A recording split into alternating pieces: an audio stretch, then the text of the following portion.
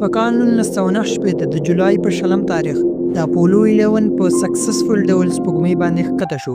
په دې کې دننه نیل آرمسټرانګ او بز الډرین ناست وو. نیل آرمسټرانګ کوښښ وکړ چې د سپوږمۍ پر سطحه لومړی قدم واخلي، خو د دې ماډیول دروازه خلاصول دومره اسانه نه و. فشار ډیر زیات و، خو بالاخره دروازه خلاصه شوه. د راکوزېدلو پر مهال نیل آرمسټرانګ په ناڅاپي ډول د ماډیول سره ولګید او له امله یو مهم سویچ مات شو. دی په دې پوه نه شو ځکه سپوږمۍ کې هوا نشته او غږ نه خپریږي. خو دا سویچ دومره مهم و که دا نه وی نو دوی بیرته ځمکې ته نشو راګرځېدلی.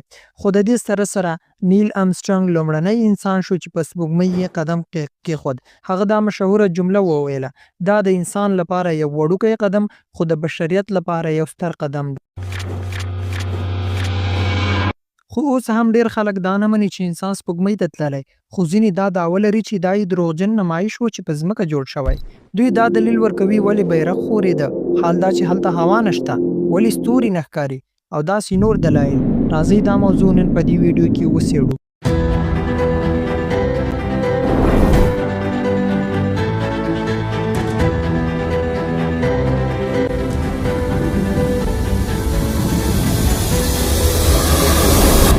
د دې اپولو 11 میشن تر شا یو ستر دلیل و کولډ وار، کوم چې د امریکا او شوروي اتحاد یا اوسنۍ روسیې هغه جګړه چې د دوی ترمنځ روانه وه. دا دواړه هیوادونه د فضا په برخه کې یو بل سره په سیالۍ بوخت وو. شوروي اتحاد په 1950 کال کې لومړنۍ مصنوعي سپوږمکۍ د سپوتنیک په نامه فضا ته ولېږله او دا د امریکا لپاره یو لوی خبرداری و. 3 کاله وروسته په 1960 کال شوروي اتحاد یا اوسنۍ روسیه یوري ګاګارین د انسانانو لومړنی کس شو چې فضا ته لاړ. دا یو سخته جټکه وه د امریکا لپاره چې ورکړل شوه. یوه هفته وروسته د امریکا ولسمشر جان اف کینیډي خپل مرستیال ته وویل څنګه کولی شو روسیه ماته کړو او له دوی مخکې لاړ شو. هغه څو ورځې وروسته ځواب ورکړ که انسانان سپوږمۍ ته ولېږو دا به یو ستر بری وي.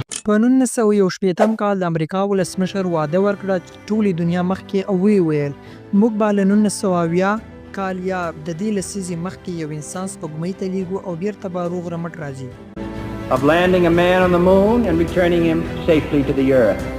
دا د ډیرو خلکو لپاره یو نه منونکی اعلان و، ځکه که تاسو فکر وکړئ هغه وخت نه انټرنیټ و، نه سمارټ فون او نه هم جی پی ایس ټکنالوژي وه.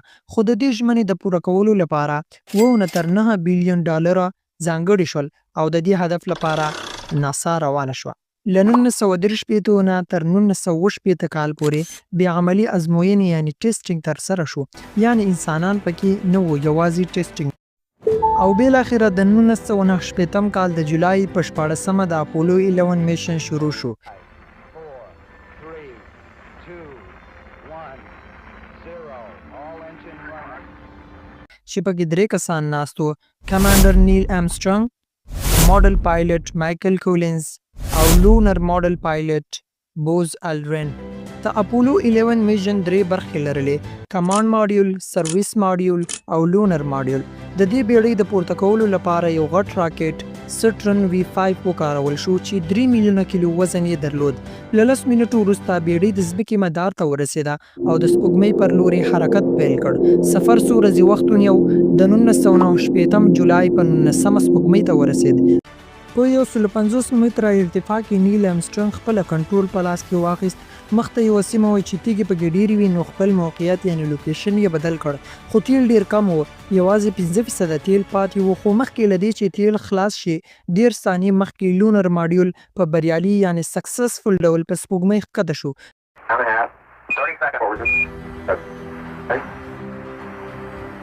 له دې وروسته نیل آرمسټرانګ سپیس سوټ تیار کړ او لومړی قدم یې په سپوږمۍ کېښود. دا صحنه تقریبا 650 میلیونه کسانو په ژوندۍ بڼه وکته. له دې وروسته بز الډرین هم ورغی او تقریبا 2.5 ساعته یې هلته تیر کړل. دوی تیږې او خاورې راټولې کړې، انځورونه یې واخیستل او علمي وسایل یې انسټال کړل.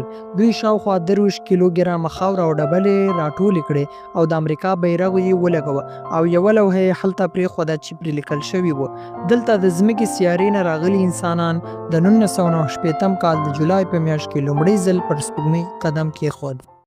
لونر ماډیول 21 ساعته سپوږمۍ کې پاتې شو او وروسته له دې چې بیرته راګرځېدل او بیا لونر ماډیول بیرته د کمانډ ماډیول سره ونښلول شو او درې واړه فضانوردان په سمندر کې د پاراشوټ په مرسته راکښته شول او د ریسکیو کښتۍ په مرسته استقبال وشو. خو انټرسټینګ خبره دا وه چې 14 ورځې په قرنطین کې وساتل شول تر څو له سپوږمۍ څخه داسې یو کومه ناروغي یا ډیسیزز نه وي راوړي، خو داسې ونه شول او د امریکا ولسمشر کینیډي وویل موږ مخکې له 1920 کال انسانان سپوږمۍ ته ولېږل او بیرته مو روغ رمټ راوستل.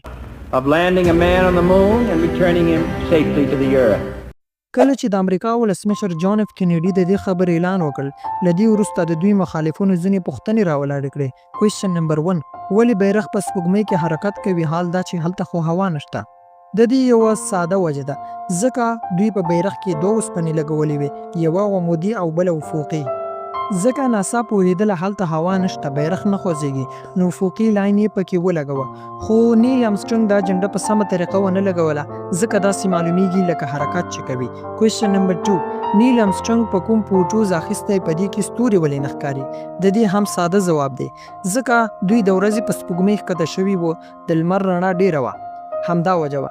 کوېسچن نمبر 3، ولې دلته سیوری کله یوې خوا او کله بلې خوا معلومیږي؟